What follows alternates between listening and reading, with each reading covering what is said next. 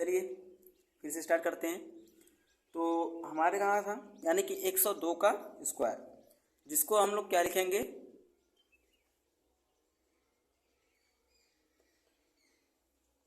यानी 102 का वर्ग है हमारा, 102 का स्क्वायर, जिसको हम लोग लिखेंगे यानी देखेंगे कि किसके करीब है। तो ये हमारा करीब है 100 के।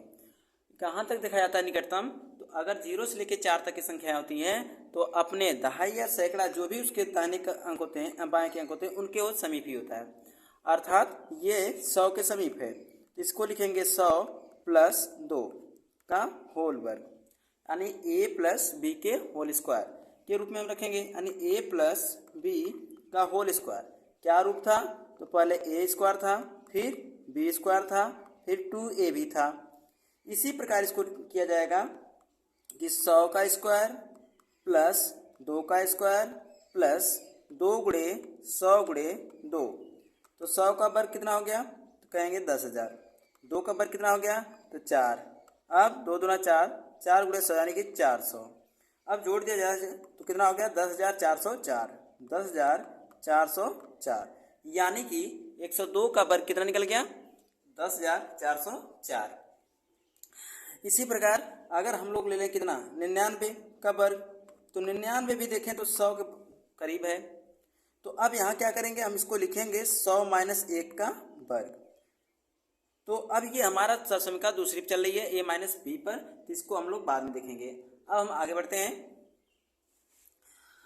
तो अब यहाँ पर बात कर लें हम लोग इसके कुछ इसी सरसंख्या पर आधारित कुछ सवाल दिए जाते हैं। जैसे कह दिया जाता है a प्लस बी का मान, a प्लस बी का मान 3 तथा a गुणे बी का मान 2 हो तो a वर्ग प्लस बी वर्ग का मान ज्ञात कीजिए।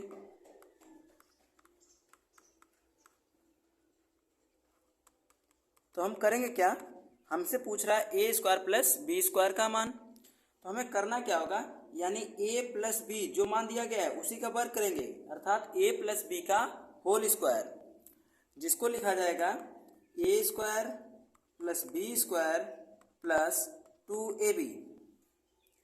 अब हम a प्लस बी की जगह a प्लस बी का मान रखेंगे, a बी जगह a बी का मान रखेंगे।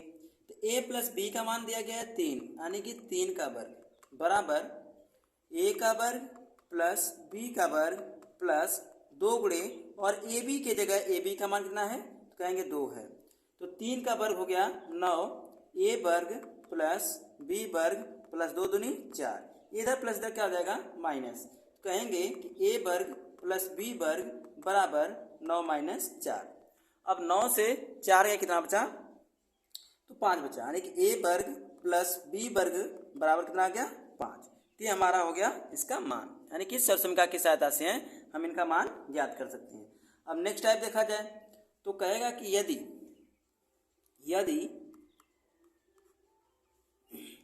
a square plus B square बराबर 16 तथा a गुणे बी बराबर 9/2 हो तो a प्लस बी का मान ज्ञात कीजिए।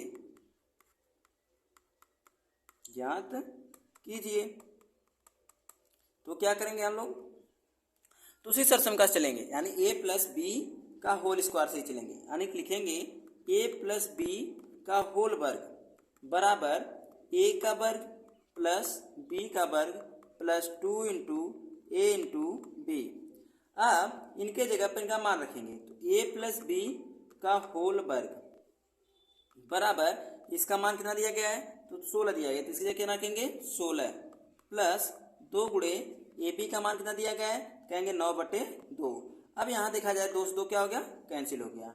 तो a प्लस बी का होल वर्ग बराबर 16 प्लस हो गया 9, 16 और 9 का जोड़ दिया जाए तो कितना हो गया, यानी कि a प्लस बी का होल वर्ग बराबर 25।